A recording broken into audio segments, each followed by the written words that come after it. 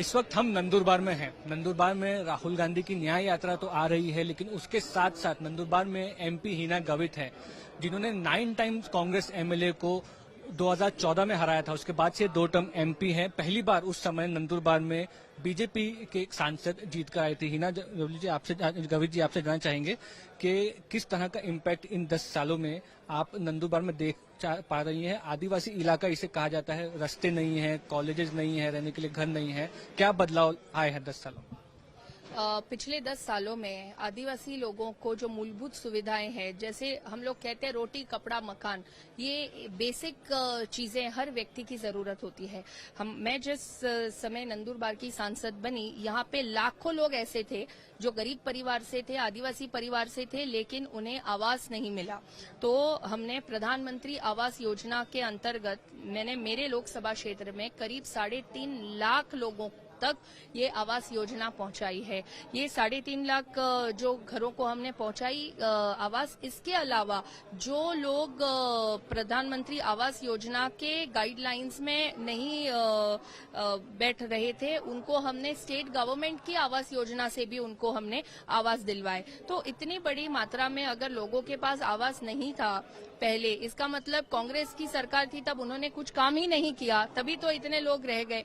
फिर ऐसे बहुत सारे घर हमारे क्षेत्र में थे जहां देश आजाद होने के 75 साल बाद भी बिजली नहीं पहुंची थी। उन घरों में हमने सौभाग्य योजना, हर घर बिजली योजना के अंतर्गत हमने पहली बार वो गांव में लाइट गया। ऐसे कई गांव हैं जिन्होंने कभी भी बिजली नहीं देखी थी, पहली बार वो गांव में उन्होंने इलेक्ट्रिफिकेशन उनके गांव में हुआ, उनके घरों में बिजली पहुंची। यहाँ पे कई सारी जगहों पे स्कूल्स नहीं थे, हमने भारत सरकार से एकलव्य मॉडल रेजिडेंशियल स्कूल आज हर तालुका में सैंक्शन करवाए हैं।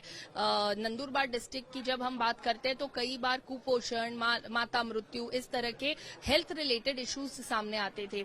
तो हमारे ध्यान में आया कि इंटीरियर में कई जगहों पे पीएचसी सेंटर्स नहीं है, सब सेंटर्स नहीं है।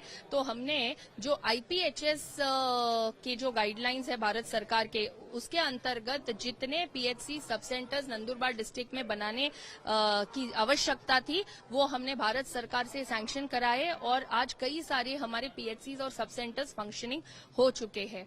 और इतना ही नहीं, नंदुरबार डिस्ट्रिक्ट के लिए हमारा सपना था कि एक मेडिकल कॉलेज हमारे डिस्ट्रिक्ट को मिले, तो भारत सरकार ने हमारे नंदुरबार डिस्ट्रिक्ट में मेडिकल कॉलेज भी 3 साल पहले सैंक्शन किया। और आज मुझे कहते हुए बेहद खुशी हो रही है कि हमारा जो फर्स्ट ईयर एडमिशन जो 3 साल पहले हुआ था, वो बैच आज फाइनल ईयर एमबीबीएस में है। और इसके साथ साथ हमने model degree college, pharmacy college, nursing college, ऐसे कई सारे कॉलेजेस हमारे इस डिस्ट्रिक्ट में हमने शुरू किए हैं। आज डेडिकेटेड महिलाओं के लिए एक एमसीएच विंग 100 बेडेड भारत सरकार ने हमारे नंदुरबार डिस्ट्रिक्ट के लिए शुरू की है।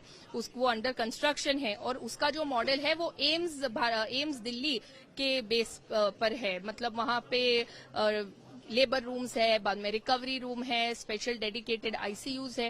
तो हेल्थ सेक्टर में भी हमने बहुत सारा काम किया।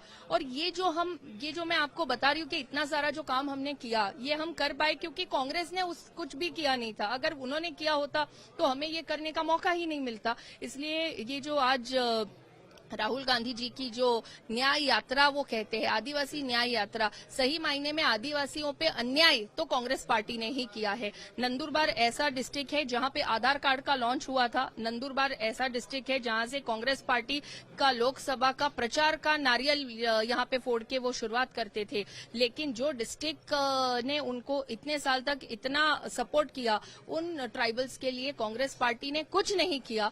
और कांग्रेस का असली चेहरा अभी लोगों के सामने आने लगा है। इसलिए जो राहुल गांधी जी की जो न्याय यात्रा है, वो सही मायने में अन्याय यात्रा है। जो बातें कही जाती है कि एक तरह से गांधी परिवार का आकर्षण है, नंदुरबार में 14 साल बाद एक गांधी आ रहे हैं। 2010 में सोनिया गांधी आई थी आधार लॉन्च करने के लिए, उसके बाद राहुल गांधी आ रहे हैं। तो इस चीज का आपको लगता है आने वाले इलेक्शन में दिक्कत हो सकती है?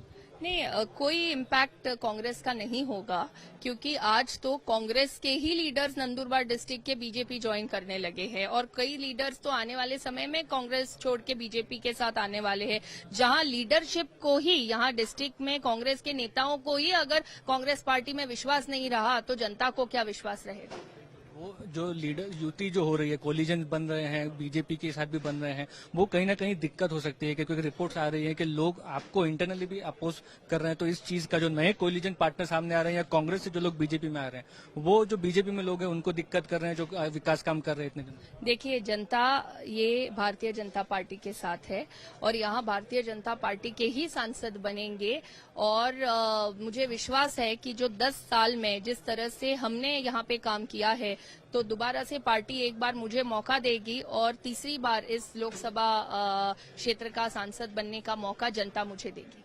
मोदी जी को लेकर के क्या भावना है? जो ट्राइबल एरियाज है वहां पर जो राम मंदिर है, बाकी के इश्यूज है उतने ही रेलेवेंट होते हैं या विकास के काम होते हैं वो ज्यादा रेलेवेंस? यहाँ पर हमारी डिस्ट्रिक्ट में विकास काम पर बहुत ज्यादा फोकस हमने भी रखा है और खास तौर पे प्रधानमंत्री मोदी जी का विशेष रूप से ध्यान हमारे नंदुरबार जिले पे और लोकसभा क्षेत्र पे है। इनफैक्ट नंदुरबार डिस्ट्रिक्ट को एस्पिरेशनल डिस्ट्रिक्ट प्रोग्राम में लेकर स्पेशलाइज फोकस हमारे नंदुरबार डिस्ट्रिक्ट को दिया गया, जिसके कारण आज अलग अलग सेक्टर्स में बहुत ही अच्छा काम यहाँ पे हो रहा है। आज नीति आयोग हमारी डिस्ट्रिक्ट का मॉनिटरिंग अलग अलग फ्रंट्स पे करके यहाँ का जो डेवलपमेंट है वो बाकी जो स्टेट में बाकी डिस्ट्रिक्ट्स में जिस तरह से डेवलपमेंट है उसके साथ लाने के लिए पूरी तरह से कोशिश केंद्र सरकार भी कर रही है और एज अ लोक प्रतिनिधि मेरा भी पूरा प्रयास है।